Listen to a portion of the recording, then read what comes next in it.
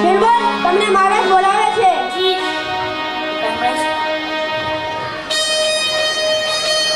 મહારાજ કી જય હો. મને એવો વિચાર આવ્યો કે મેં ચતુર માણસોને બહુ જોયા છે પણ મૂર્ખાઓને બહુ ઓછા જોયા છે. હોશિયાર માણસોને તો તેમના બોલવા ચાલવા પરથી ઓળખી શકાય, પરંતુ મૂર્ખાઓને ઓળખવાની શી રીત છે? એમાં શું અઘરું છે નામદાર? મૂર્ખોને પણ તેમના બોલવા ચાલવા પરથી ઓળખી શકાય. તું એ વાત ખરી છે. તું એક કામ કર. શું નામદાર? મારે મૂર્ખાઓને જોવા છે. તું એક અઠવાડિયાની અંદર 6 મૂર્ખાઓને લાવી હાજર કર. જેવો હુકુમ નામદાર.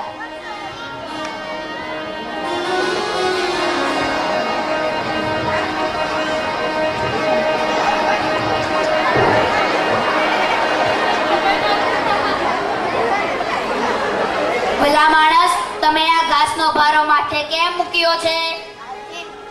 આજથી ઘોડાની લગામ ચાલી છે એટલે બગલમાં રહી શકતું નથી એટલે માથે મૂક્યો છે.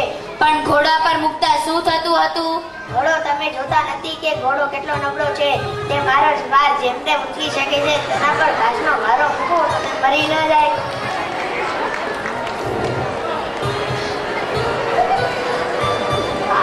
પહેલો મૂરખ.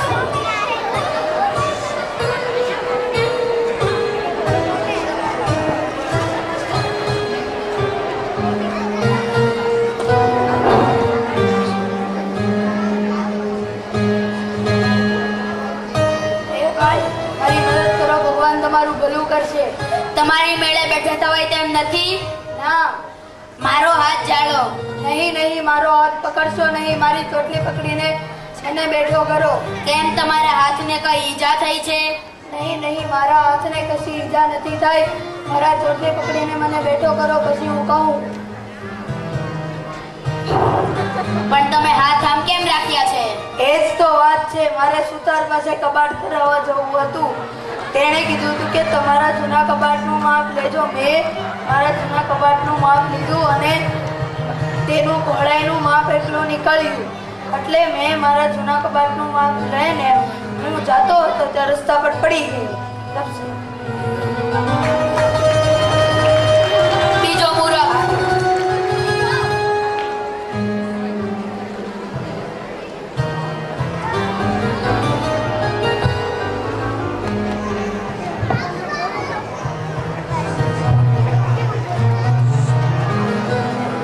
શું શોધો છો ભાઈ? કઈ પડી ગયું છે? હા, શું? નાની વીટી. લાવો હું એ શોધાવા લાગુ.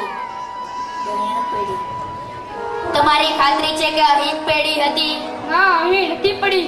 ત્યારે પડી ગઈ છે તો ત્યાં દૂર અંધારામાં. અહીં અંજવાળું છે એટલે અહીં શોધી રહ્યો છો.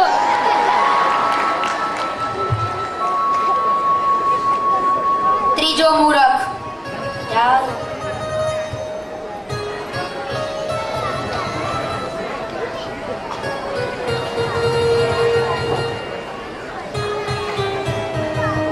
શું શોધો છો ભાઈ? હીરાની વીંટી. હું નદીમાં નાહવા ગયેલો હતો ત્યારે મારી આંગણે હીરાની વીંટી હતી. તે મેં યહી રેતીમાં દાટી હતી. ક્યાં દાટી હતી તે બરાબર ખબર છે? હા, યહી રેતીમાં ઊંડો ખાડો પાડીને દાટી હતી. પણ કઈ નિશાની રાખી હતી?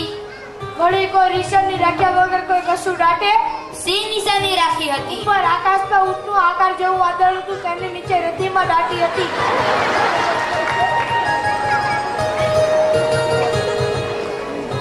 ચોથો મૂરખ.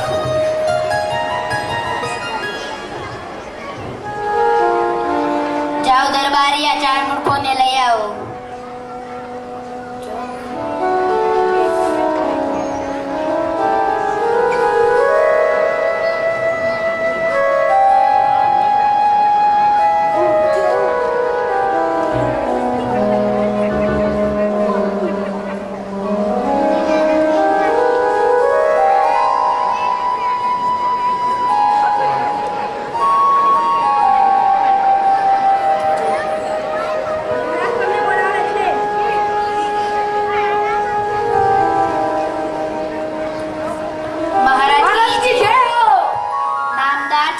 હાજર છે.